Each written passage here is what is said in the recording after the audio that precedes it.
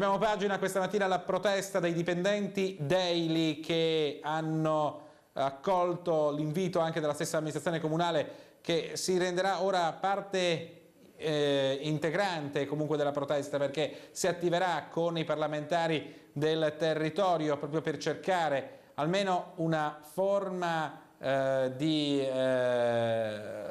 sociale per cercare di aiutare queste famiglie. Alcune addirittura marito e moglie lavoravano nella stessa azienda. Sentiamo.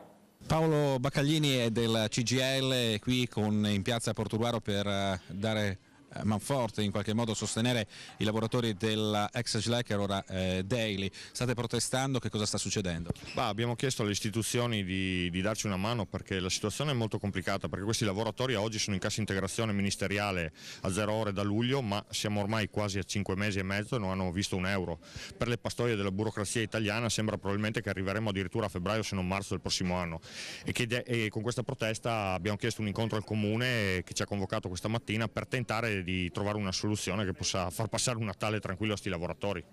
La parte della Daily dicono che sia stata venduta? Soltanto una parte che riguarda i negozi, sono stati tra virgolette ceduti con un meccanismo un po' particolare 130 negozi e quindi circa 500 commesse avranno una possibilità di lavoro ulteriore nei prossimi mesi con un'altra azienda che è subentrata, solo che la realtà è che oggi siamo a fronte di oltre 400 lavoratori tra alcune commesse dei negozi, tra i quali quasi tutto il Veneto orientale, e il centinaio di lavoratori del magazzino che rimarranno a 0 ore e che, ripeto, come ho detto prima, che oggi non hanno visto un euro della cassa integrazione. Anche perché oltre ai negozi qui appunto c'è questo grande magazzino che serviva gran parte del nord Italia.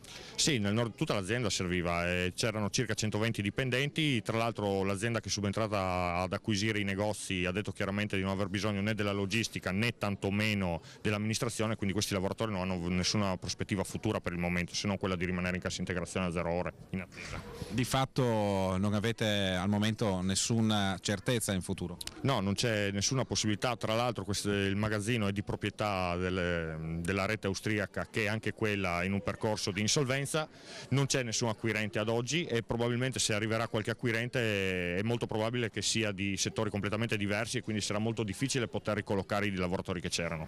Dal comune che cosa sperate?